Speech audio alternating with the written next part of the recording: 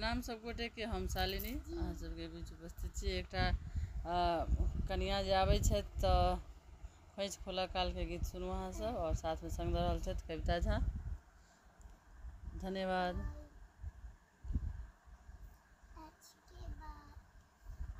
सीता के खोइछा जखन खोलथिन ननदिया हे माने मन मुसके।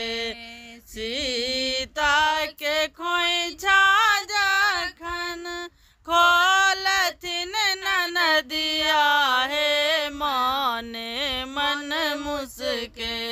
सीता के खोइछा मोहर लाल माने मन मुसके। सीता के खोइछा हीरा लाल हे माने मन मुसके।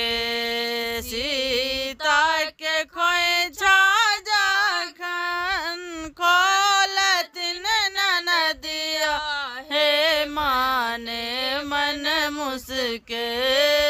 सीता के खोइछा मोहर लाल हे माने मन मुसके।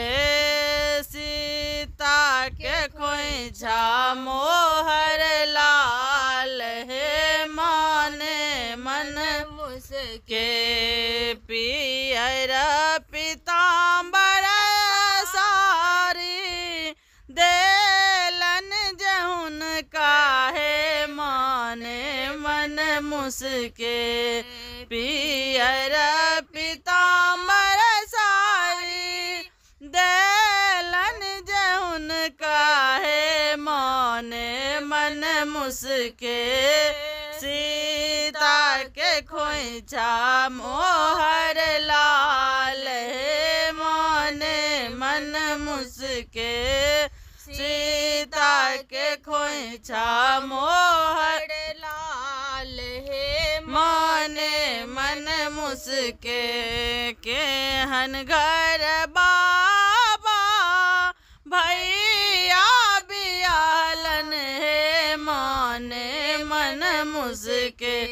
केहन घर बाबा भैया बियाल हे माने मन मुसके।